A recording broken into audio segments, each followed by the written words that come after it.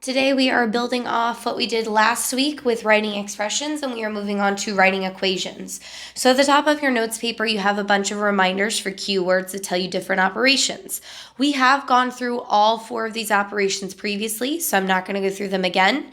Read through on your own, make sure you reference it whenever you need to. But the first thing that we are going to talk about is the words that mean equals, because this is new for us. So when we see these words either in a word problem or just a sentence, it means we're going to use an equal sign. The first one, the most obvious, is the word equals. If we see that in a problem or sentence, that obviously is going to tell us we're going to use an equal sign. A couple other common ones that you're going to see are the words equivalent,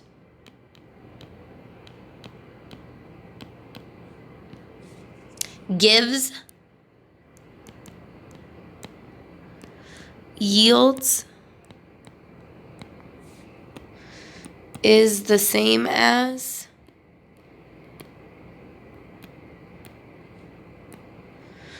identical to,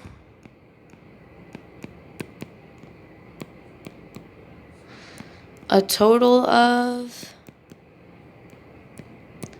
and the most important or common one, I should say, is the word is. In general, that's going to tell us that we need an equal sign. This one is your most common. That's why I'm putting stars by it. You will see it all of the time. Or a lot of the other words that are in that box use is. Sometimes you'll say is equivalent to, is the same as, is identical to, is a total of. Okay, so is used the most. So we are going to practice this a couple times. We're going to start with the left side, where I am starting with sentences, and I want to turn them into algebraic equations. So I'm going to go through, read them, pick out the important words, and then write our equation. So the product of a number and 10 is 30. A couple important things I noticed. The word product tells me to use multiplication. If you did not remember that, you should have looked back up at the top and found product in the multiplication column. The other thing that's on there is the word is, which we just talked about, means equals. So when I go to write this equation, the product of a number and 10, that means I'm multiplying a number, which means any variable, and 10. Usually you're going to see that written with the number first and a variable second. I used x, you don't have to, it didn't specify, so you can use any variable you're comfortable with. But the product of a number and 10 can be written as 10x. If you really feel like you want to use a multiplication symbol, please use the dot or parentheses. Do not use x for multiplication. Then we have the word is, which means equals, and it is 30 or it equals 30. So my final equation is 10x equals 30. Number 2, I have twice x increased by 8 is 45. This word twice, if you don't know it, you would look back up at the top, find twice in there, and you would find that it means specifically times 2. Increased is also an important word. Increased, if you reference the top, means plus. And is, again, means equals. So I've got twice x, that means 2 times x. Increased means plus, and I'm increasing it by 8. Is means equals, and then I've got 45. So my final equation is 2x plus 8 equals 45. Number 3, I have 12 less than a number b is the same as 15, or negative 15. So this phrase less than is one of my important ones I want to pay attention to. It tells me subtraction, and it also tells me to flip my order. We talked about this when we did writing expressions.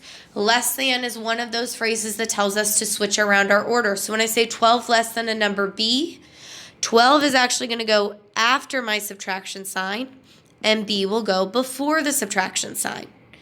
And this phrase is the same as tells me equals, so I have equals negative 15. So my final phrase there is b minus 12 equals negative 15. On the other side, when I'm given algebraic expressions and need to write them in sentences, there are multiple ways you can write them. So I'll go through and give a couple examples, but I'm only going to be writing one of them down.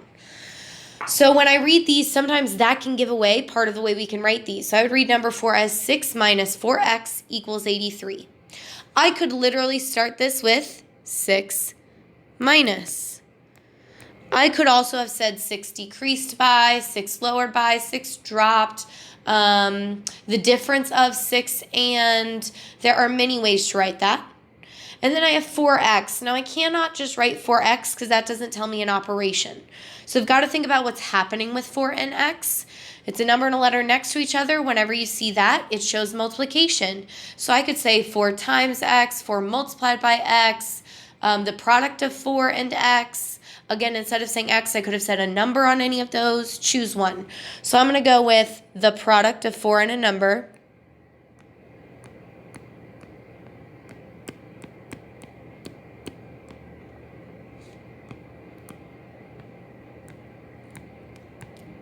And then my equal sign, I can use plenty of different options. I could say equals 83 is equivalent to 83, gives 83, yields 83, is the same as 83, is identical to 83, or just is 83. This time I'm going to go with is 83.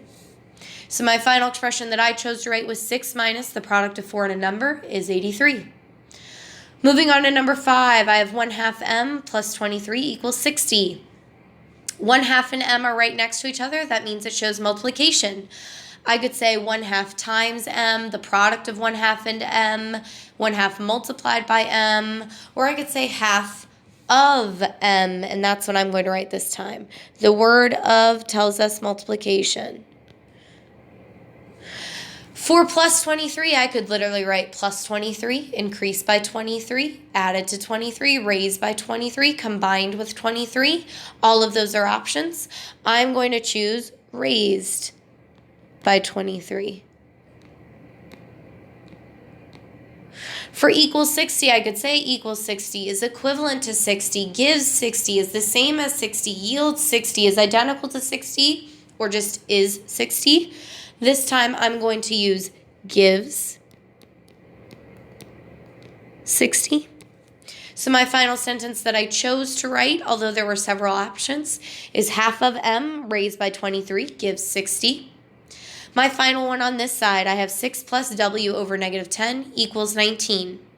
I could say 6 plus, 6 increased by, 6 raised by, the sum of, any of those are good. I am actually going to use the sum of 6 and, now I need to finish it off, I have w over negative 10. I do need to talk about what operation that is. So whenever it's written like a fraction, that tells me division. So I could say w divided by negative 10, the quotient of w and negative 10. It's up to you. I'm going to go with the quotient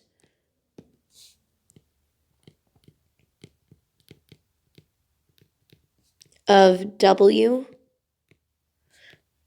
and negative 10. For equals 19, I could say any of those options in that box that I've already been over. This time I'm going to say is equivalent to.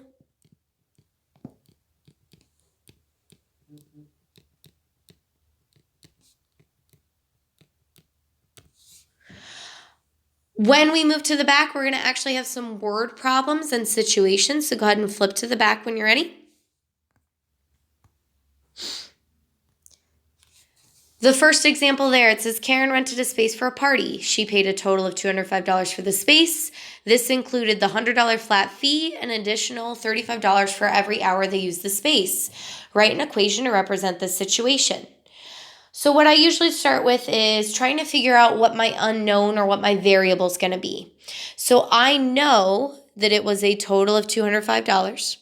I know that this included a $100 flat fee and an additional $35 every hour. So I know how much it costs altogether. I know this flat or one-time fee, and I know how much it costs every hour. What I don't know is how many hours they used it. So that's going to be my variable. You can use any variable you want. You can use X because it's common, or H for hour. It's totally up to you. I'm going to use H for hour. So the first thing I'm going to write is H equals hours. The next thing I do is usually try and figure out what is it all going to equal? What is my ending value that I'm dealing with here? And so that's where I look for those keywords that kind of tell me equals. And what I see is a total of 205. That means it's all going to equal $205 at the end. Now, to build in the rest of my equation, I'm going to go through and figure out, well, what did they have to pay to get to that $205 mark? Well, they had to pay this flat fee of $100. Flat fee means you're just paying it one time. So it's $100, and then an additional, that word additional tells me I'm adding, and it was $35 for every single hour they used it. That means $35 would be for 1 hour, $70 would be for 2 hours, $105 would be for 3 hours. So I'm just going to keep going up, and that means I need to take 35, the price for 1 hour, and I need to multiply it by the number of hours. My final equation becomes 100 plus 35H equals $205. That means I had to pay this $100 flat fee plus $35 every hour, and it's going to give me this total of $205. The last example. Jake treated his friends to a movie. He bought a large popcorn for $12.75 and paid for everyone's ticket, including his own. He took 3 people to the movies and spent a total of $45.75. Write an equation to represent this situation. I'm going to start the same way I did last time. Think about what I do know and what my unknown or my variable is. So I know that he bought a popcorn for $12.75. He also paid for everyone's ticket, including his own, and took 3 people. And he spent a total of $45.75. So I know how much it cost all at the end. I know how much the popcorn is, and I know how many people went to the movies or how many tickets they had to buy. What I don't know is how much a movie ticket cost. So that's going to be my variable. You can use X because it's common, M for movie, T for ticket, P for price. Totally up to you. I'm going to use P for price. So I'm going to say P equals price of ticket. And I'm going to go through and figure out what is my ultimate or ending value? What does it all equal? So I'm going to look for those words that tell me equal.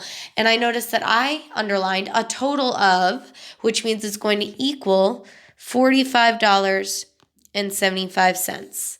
Now I've got to figure out, well, what all was bought to equal that total amount. So I know there was a large popcorn. That means just one large popcorn bought for $12.75. He also, or in addition, meaning plus, paid for everyone's ticket, including his own, and he took 3 people. Here's one thing that people sometimes see is they see the 3 people and they think, oh, only 3 people went to the movies. He took 3 people. So there's 3 people plus him, making a total of 4 people. And every one of those 4 people had to buy a ticket. I just don't know how much the ticket was. So I need to multiply 4 times the price of the ticket. That means my final equation is $12.75 plus 4P equals $45.75. Again, to break that down, that's $12.75 for the popcorn plus 4 tickets, which I don't know the price of, is going to give me this total spent of $45.75. Make sure you check in these notes with your teacher and ask any questions that you have.